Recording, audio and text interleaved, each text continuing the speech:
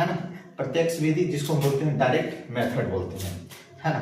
उसके बाद दूसरा क्या है, आगमन विधि, आगमन विधि जिसको बोलते हैं इंडक्टिव मेथड बोलते हैं।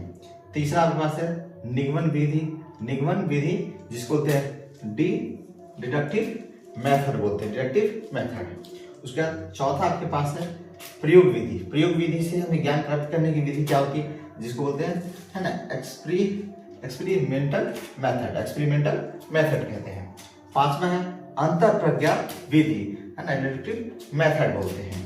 उसके बाद छठा आपका एक है ना एकाग्रता, एकाग्रता व ध्यान विधि, है ना, जिसको बोलते हैं, है ना, concentration and meditation, concentration and meditation. Okay.